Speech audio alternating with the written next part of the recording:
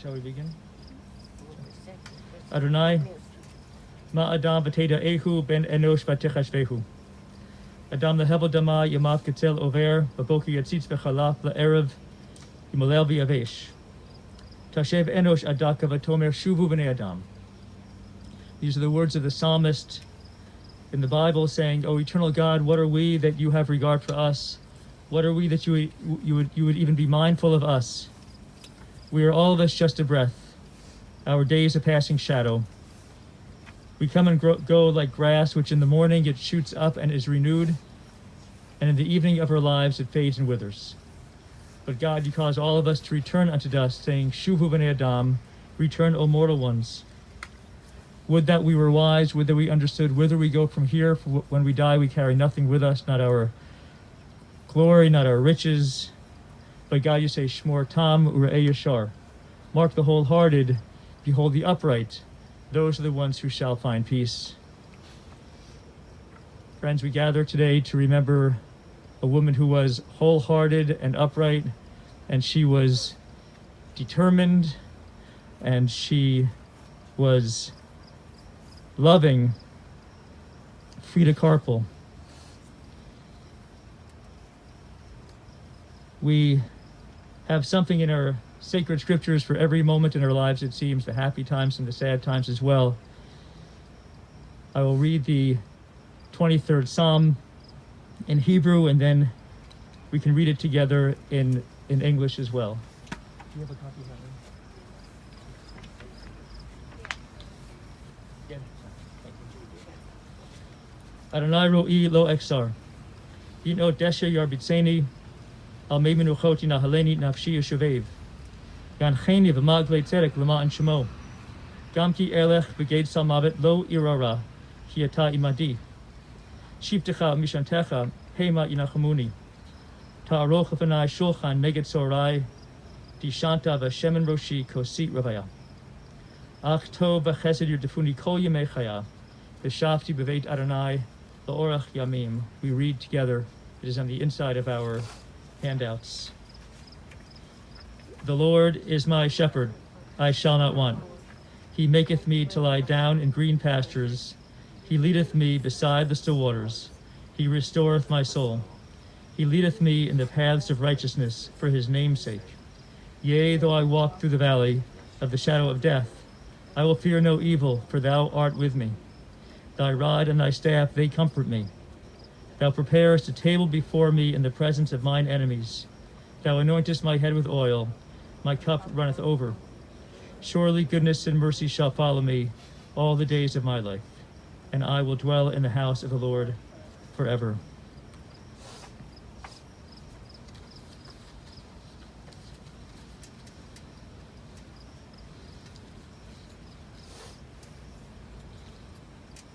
Esa enai el haharim me'ain yavo ezri. I lift mine eyes up to the mountains. What is the source of my help? My help comes from the eternal God, maker of heaven and earth. God will not let your foot give way. Your protector will not slumber. Behold, the Shomer Yisrael, the guardian of Israel, will not slumber nor sleep. God is your guardian and protection at your right hand.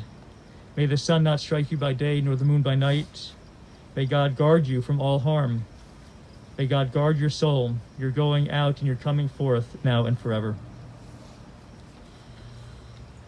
That was the 121st Psalm, and now the familiar verses from the 3rd chapter of Ecclesiastes, or Kohelet, which begin in Hebrew, La kol zman ve'et l'chol chefetz tachat hashamayim.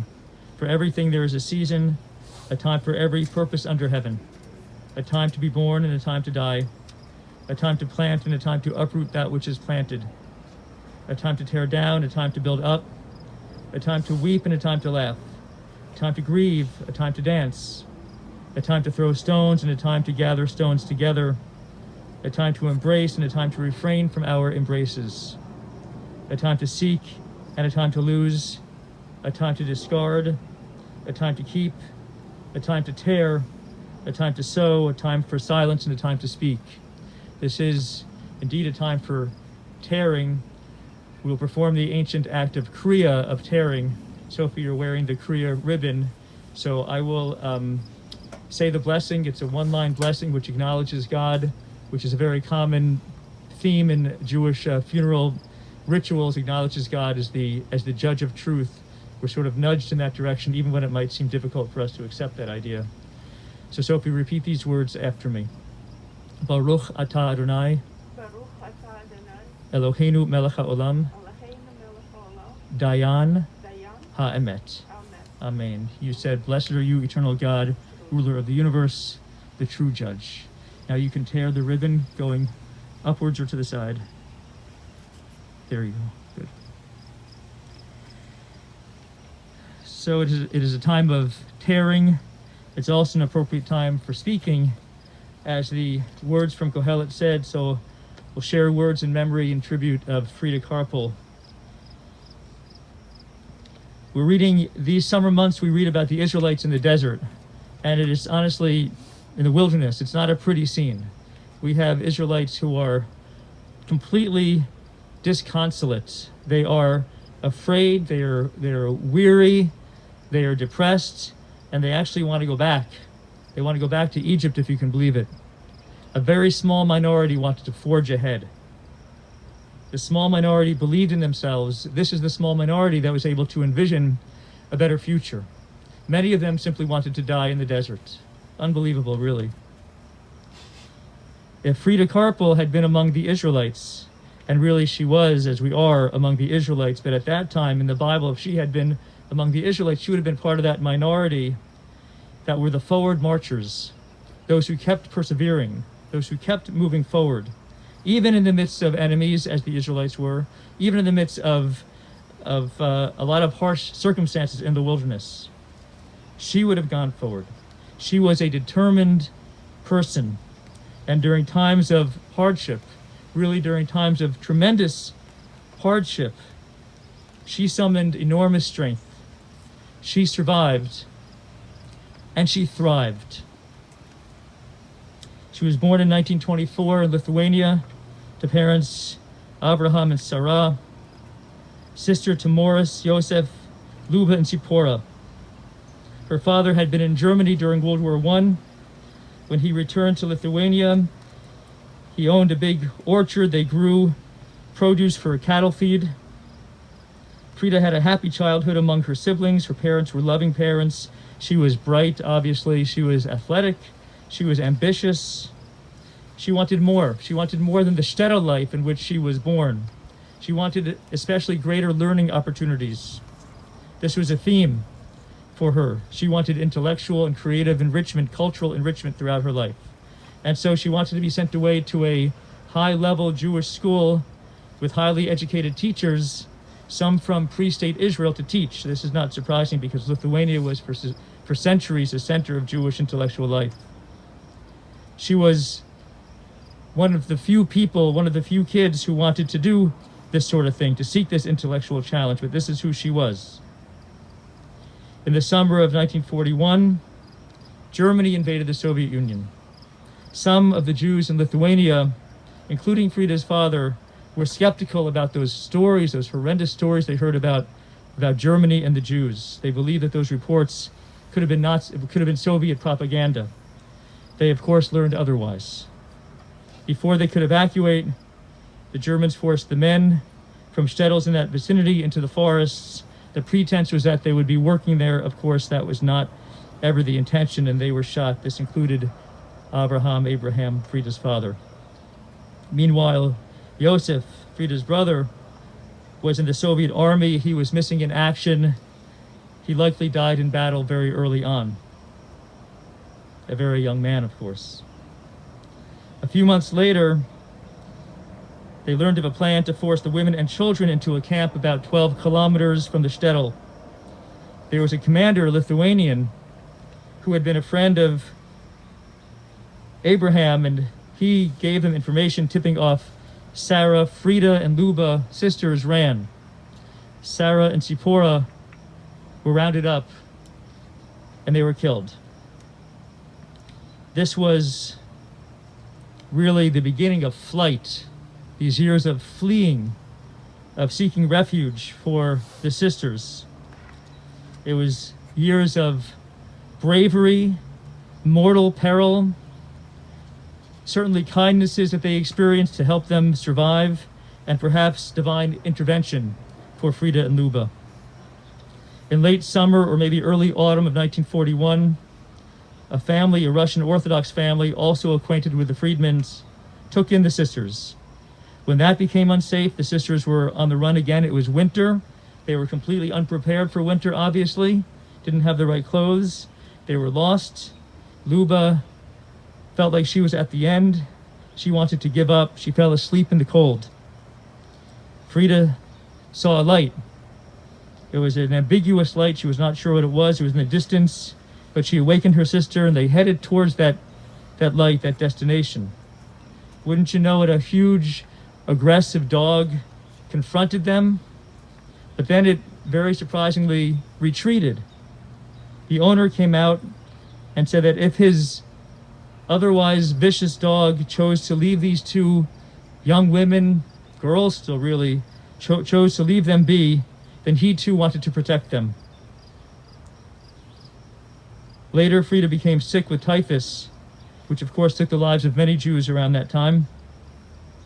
There was a Lithuanian man, an engineer, and a cousin to that Christian family, a man with some authority, who drove the girls in his big car into the ghetto, Kovno ghetto, where there would be at least some kind of medical response for Freda. Despite the hardships and the disease and everything else, Freda was strong and she healed. Her existence in the ghetto, it was not merely one of self-preservation.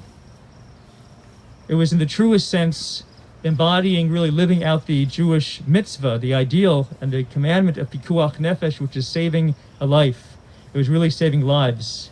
Because Freda, while she worked in the ghetto, she also bravely, of course, heroically smuggled out children, little children, hiding them in sacks, hiding them in luggage to get them out of the ghetto walls and into safe houses. In the ghetto, Luba met a man. Freda's sister met a man, a doctor. They married. They were deported to a camp, a concentration camp in Estonia, where that man perished. When Freda learned of a upcoming liquidation in the ghetto, she ran. She ran into the forest. She joined the partisans to fight the Germans. She was aided in this escape by a young Lithuanian woman, I think younger than she, Stasa, it was her name. Freda, years later, petitioned for Stasa to receive righteous Gentile status by Israel, and Israel has indeed helped to support her during her dotage, during her late years, to supplement her pension. That's also a great act of kindness and gratitude by Freda. When she was among the partisans at one time, Freda was in a bunker. Germans were encroaching, they were coming. They surrounded the bunker. Someone gave Freda a grenade. She threw the grenade, perhaps not knowing how to work a grenade. She threw it, it did not explode. There was a German that was so close that he grabbed her hair. They scuffled. As she was escaping him, he fired shots. This is truly unbelievable. Bullets literally went through the fabric of her dress. She was hit in the pinky, but that is all. She survived the ordeal. People later would say, as Mike told me, that the bullet that could vanquish Freda Karpul had not yet been invented. The Soviets liberated Lithuania in 1944, I believe. Unfortunately, there was then another scare. Freda, like many at the time, was accused of treason. Another official, I believe it was a Jewish man, vouched for her that she was okay, that she was not treasonous, and she was saved. It's interesting when you think about it, this last event, which would seem so harrowing under normal circumstances, functions as a mere footnote to the horrors that Freda had experienced over the previous years. But now the war was over, and Freda, along with other young Lithuanian Jews who survived, settled in Kovno. She soon met and married a young man, Abraham, who had been fighting with the Soviet army. She gave birth to Sophie, and it was a new life. She was, Freda, always a determined person. She was ambitious in motherhood as well. She expected much of her daughter, made sure that Sophie would learn English, which was fortuitous, of course. and that she would practice piano for 1 hour every day, also good, and that her daughter would receive a solid overall education. And Freda too, because it just was who she was, she continued to learn. Interestingly, this smart teenager before the war who wanted to get this high quality education, secondary school education, never even graduated from high school before. So she went back to school, she studied nursing. At times, Sophie, their daughter, might have wanted to do one thing or another, and maybe Freda would have insisted on a different path, partly because she didn't want to be separated from her daughter, wanted them to be close. And this is how Sophie, I hope I have this right, Sophie ended up studying computer science, not biophysics. Also fortuitous, I think, ultimately, as you, yes, ultimately, as you told me, that I'm quoting, whatever Freda did, it worked out better than if I did it alone. So mother knew best. Freda was loved by all. Many of Sophie's friends considered her to be like a second mother. She was different than most others. She really pursued lofty pursuits, and many found this to be refreshing and enlightening. Including among these people who found her to be refreshing and enlightening, her son-in-law Michael. He and Sophie had met actually in first grade, and we'll hear from Mike soon. Freda had visited America a couple times over the years, I think once in the late 60s, once in 1973 or 74. She would see, when she came here, her cousin, Molly Sweet. When the family was able to immigrate here to the United States around Thanksgiving time in 1980, they enjoyed first a proper holiday meal, and they stayed with Molly and Irving for a while. Here in America, Freda's desire to learn, her ambition was unabated. Truly a dynamic person. She attended Truman College. She also became deeply immersed in music. She was directing the melody choir. Because she was comfortable in various languages, Lithuanian, Russian, German, Yiddish, Hebrew, and English, she worked to make sure that the choir members, when they were singing, understood what they were singing, number one, and also pronounced things properly. She was meticulous in that way. The choir would play many cross-cultural events throughout Chicagoland. Freda had occasion to meet with Mayor Daley in his office. If she made occasional mistakes when she was talking to people, she didn't care. She was bold and kind of intrepid, and she figured the native speakers, it's up to them to figure out what she was trying to say, even if she made some mistakes. That's good. Many people get shy. She just went for it. Besides creating music, Freda loved absorbing it at Ravinia, Grant Park, and the Symphony. There was loss. Of course, Abraham died in 1987, which was a sadness, but there was joy as well. The family nonetheless had grown and would continue to grow. We'll hear shortly from the grandchildren, and she was also a loving grandmother-in-law to Paul and Tova. She had a super relationship with Adam, Raquel, and with Jacob, and with Talia. And yes, Judy and Don will speak to us shortly. Freda Karpul's life and her experiences, it's like they are a lesson for us. They teach us, they beseech us, they implore us not to take life for granted. She experienced in her life what I would call a complete cataclysm, a total rupture of decency, total inhumanity.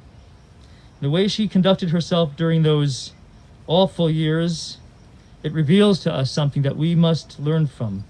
It reveals to us the importance of determination and strength and unexpected altruism and heroism.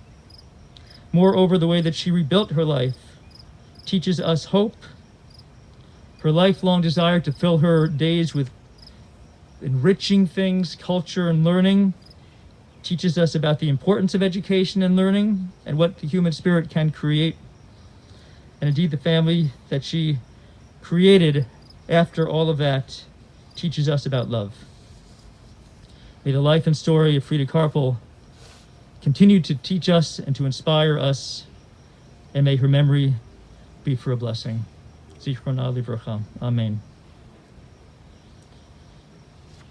Judy, Don, Michael, who would like to speak first? Thank you. Okay, granddaughter Judy.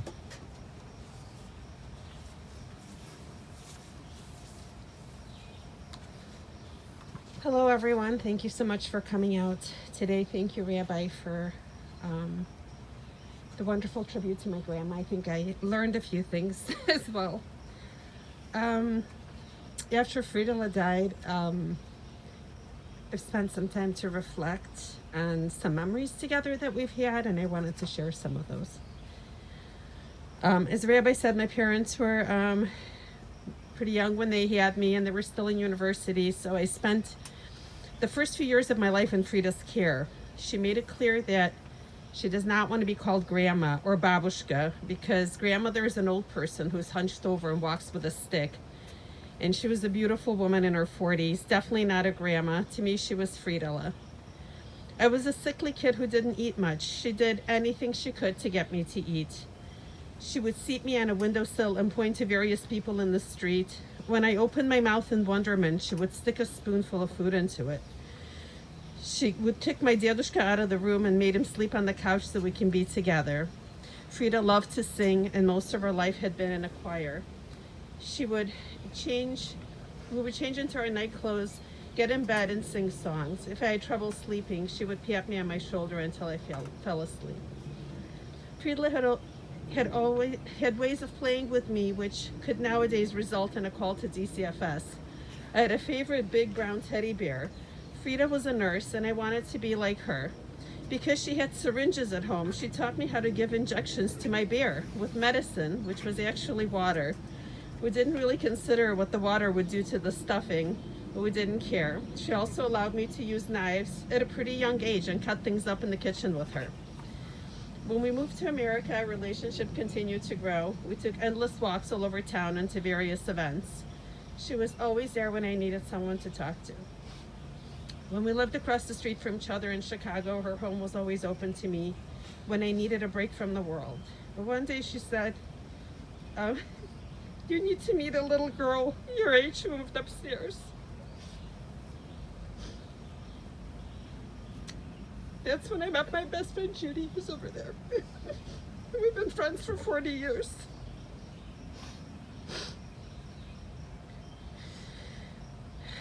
When I went to Loyola University, I thought it would be nice to live away from my parents. I decided it would be fun and convenient to live with Frida, who lived 20 minutes away from the school, 20-minute bus ride. Well, this was no picnic. I saw a side I've never seen before. She scolded me for coming home too late and not studying enough, and she would call my parents and complain that I wasn't serious about my studies.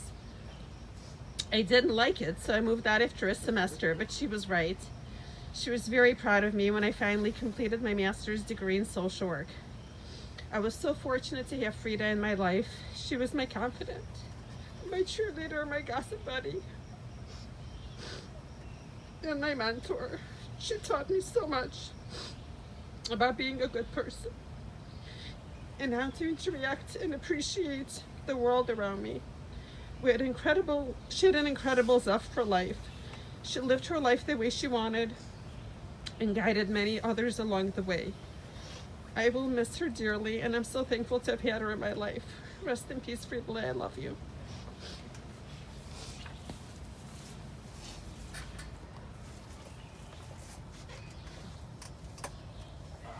Don, thank you.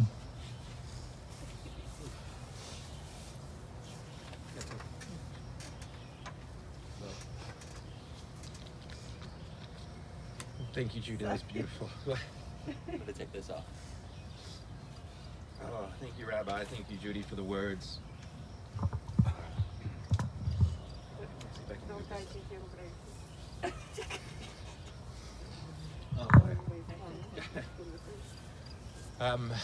First of all, thank you, everybody, for coming today. It means everything to all of us, and of course, Frida always enjoyed an audience, so I'm sure she would have enjoyed all of us here today as well. We heard a lot today about Frida and her amazing life, but like Judy, over the few days, I've been reflecting on her life, but also on the times we had together, and especially how much fun we had together. Frida was fun And Freda was very funny. And she might have been the funniest person I know. This is supposed to be comic relief. I think back to the road trips that we took together. My parents, Judy, Freda, and I. Freda loved seeing America. She would love the road. She would tell me how much she wanted to be a truck driver. I remember on one trip we checked into a motel somewhere. I think it was in Pennsylvania, and it was a real dump. Everybody was complaining how dumpy the place was, and it was one of these roadside motels. But Freda had a different take. She says it's a wonderful place. The room is clean, the beds are comfortable, and the Germans aren't chasing us. I still think of that line every time I check into a dumpy hotel myself. I think back to Freda's love of language, as the rabbi mentioned, and Judy mentioned. She knew so many different languages. Her English was excellent. It wasn't always perfect. At restaurants, she would complain about the coffee being too cold. It was always too cold. It was never hot enough for Freda. I don't know if she had like actual nerves on her fingers and tongue, but she would always call for the waitress. She would say, "Lady." And that's how she would try to get help at the restaurant. She wasn't shy. Russian was her third or fourth language, and I'm told there was also room for improvement there. She spoke Russian, but still she spoke Russian well enough to introduce me to the expression "bляха муха," which I would translate to the English-speaking people, but I don't know how, really. I would think about coming back to Freda's apartment when I was visiting from school or from college or from when I was living in California, and I would have these really special visits with her. And I would go to her house for breakfast, and she would cook me a giant breakfast. I mean, it was unreasonable for one person to eat this much food. It was omelets and bagels and sausages and fish and pickles. And she would say, "A man needs a big breakfast." And I'd say, "Okay," and I'd try my best. And then amazingly, she would go to the refrigerator and pull out a 32-ounce beer that she was saving just for me. And we would go split it for breakfast. And I thought that was like the coolest thing I'd ever seen. But not immune to contradictions, Freda loved beer but hated drinking and drinkers.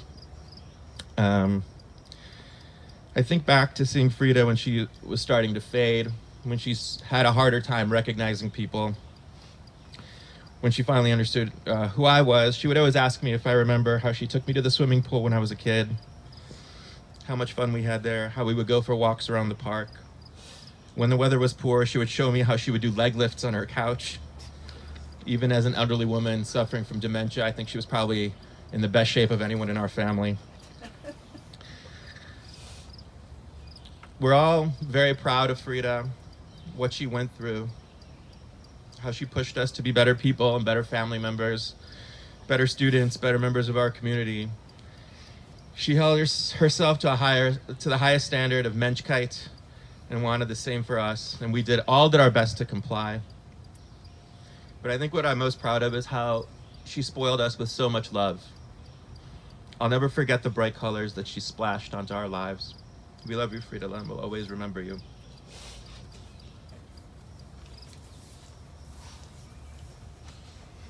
Thank you, Judy and Don. Michael?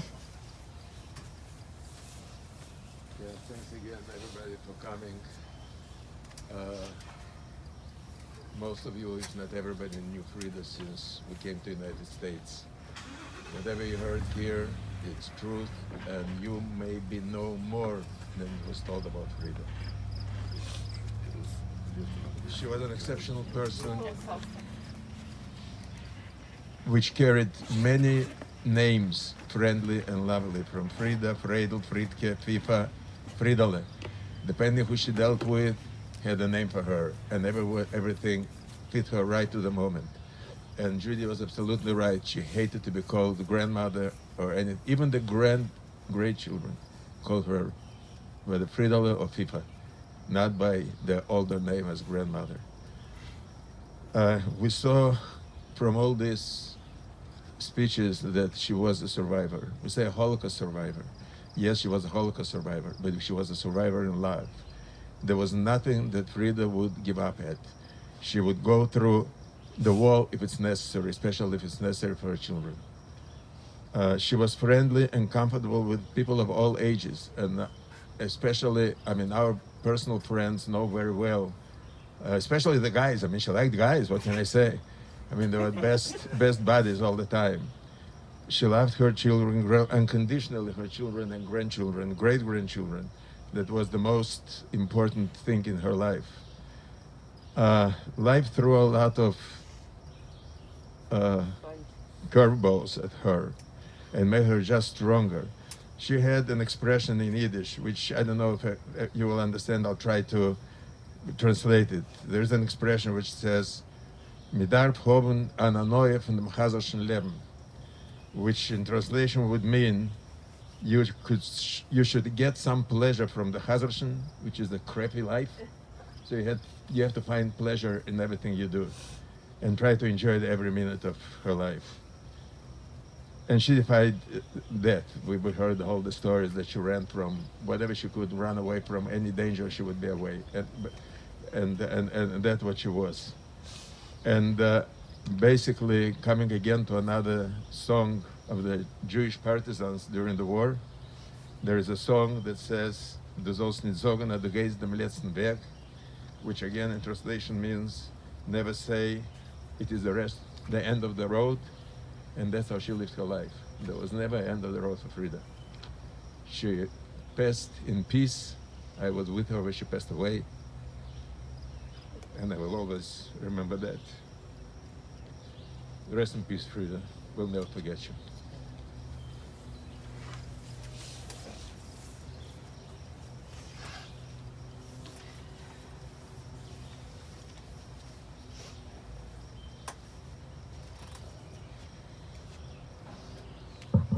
לידה היא ראשית, ופטירה תכלית החיים כמסע הם, כהליכה צמיחה משלב לשלב. Birth is a beginning, and death is a destination, and life is a journey. It is a going and a growing from stage to stage. The long and inspiring journey of Freda Karpul has now come to its conclusion. And so, O God, into your trust, into your care, we entrust her spirit. For you keep faith with your children in death as in life. Sustain us, O God, that we may meet with serenity all the mysteries and the challenges that lie ahead for us, knowing that when we walk through the valley of the shadow of death, when we experience our tribulations, the small ones and the large ones, that God, you will be with us as a loving friend, a source of strength, one in whom we put our trust. You, O God, are the light of our lives and our hope in eternity. Please now rise for the El Malei Rachamim, the memorial prayer, if it's comfortable for you to do so.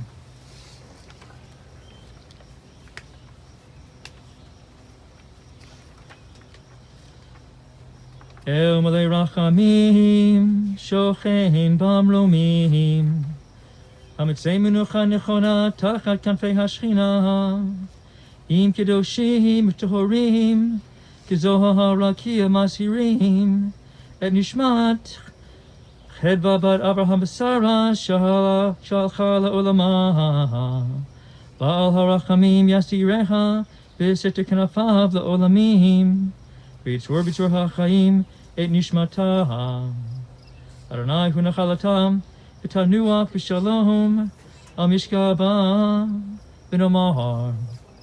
Amen.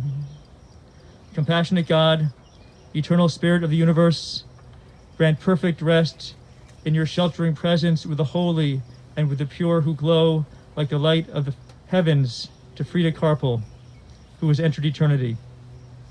O God of mercy, let her find refuge in your eternal presence and within the shadow of your wings. Let her soul be bound up in the bond of everlasting life. God is her inheritance. May she rest in peace, and we say, Amen. You may be seated.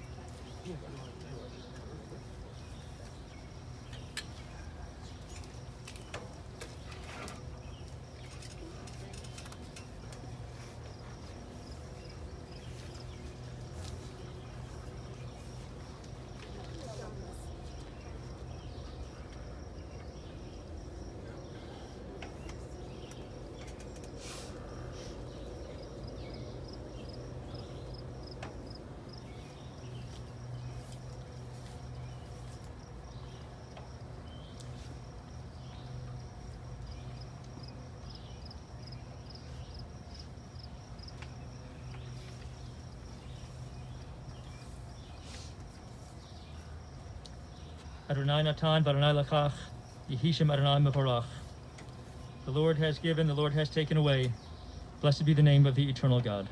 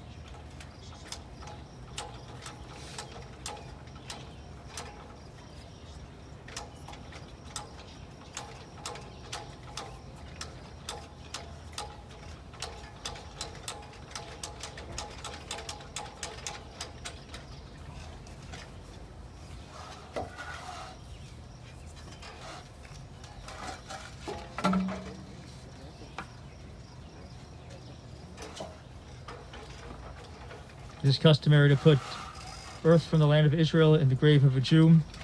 It's a harbinger of a messianic age, really reflecting the age-old Jewish hope in a world of peace and justice, in a reign of peace and justice.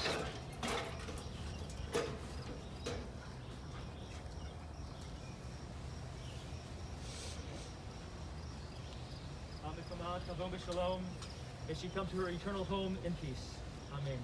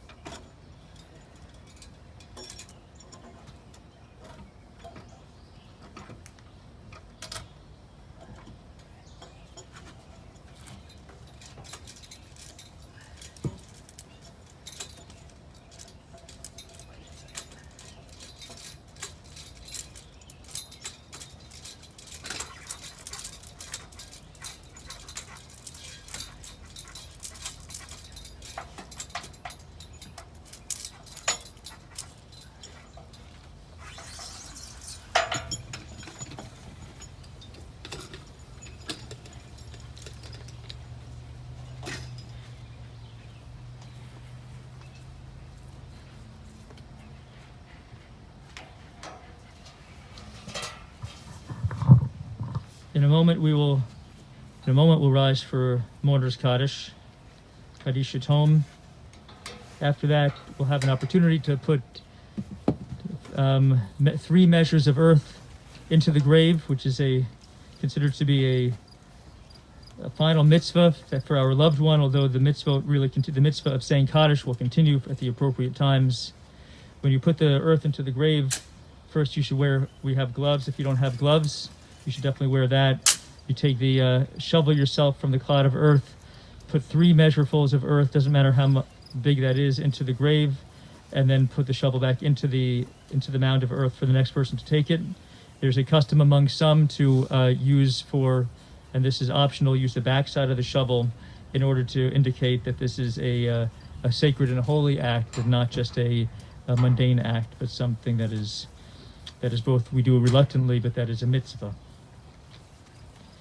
O God, help us to understand that grief and love go hand in hand, that the pain which loss inflicts is the measure of a love that is stronger than death. Though we cry, may we also be like children who know that their parent, you, O God, is near, and who cling unafraid to the trusted hand. In this spirit do we commit all that is precious to us into your keeping, O God, as we now rise for Mourner's Kaddish, which you will have in your handouts.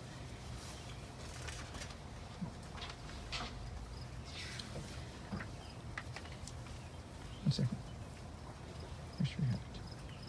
Okay. Yit Gadal, Yit Kadash, Shemei Rabbah, Be'alma Divra Chirute, Be'amlich Machute, Be'chayechon, Uvyomechon, Uvchaye Dechol Beit Yisrael, Ba'agala, Ugizman Kariv, Imru, Amen. Yehi Shmei Rabbah Mevarach, La'alam Ulamei Amaya. Yit Barach, V'yish Tabach, V'yit Pa'ar, V'yit Romam, V'yit Naseh, V'yit Hadar, V'yit Daleh, V'yit Halal, Shemei Dekudasha, Barichu, La'ela Min Kol Birchata V'shirata, Tushbechata V'nechamata, Da'amiran Be'alma V'imru, Amen. Yehi Shlam Rabba Min Shmaya, Ve'chaim Aleinu Ve'al Kol Yisrael, Ve'imru, Amen. O Seh Shalom Bimromav, Hu Ya'aseh Shalom, Aleinu Ve'al Kol Yisrael, Ve'imru, Amen. I'd like those who are here to support the grieving family, the mourning family, to offer these words of comfort to them. You can please repeat after me. May God console you with all who mourn in Zion and Jerusalem. Hamakom yinechem etchem v'tok sha'av le'tzion v'Yerushalayim. Now go forth in peace unto life. And we say Amen. Okay. We'll have the family go first, place some earth. If you'll be placing earth, there's gloves available.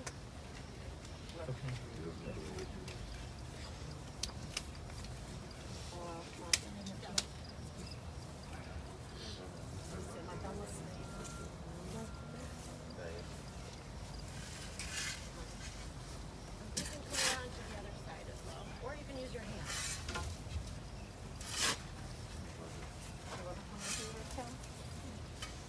Watch your step, don't come too close to that, that'd be great.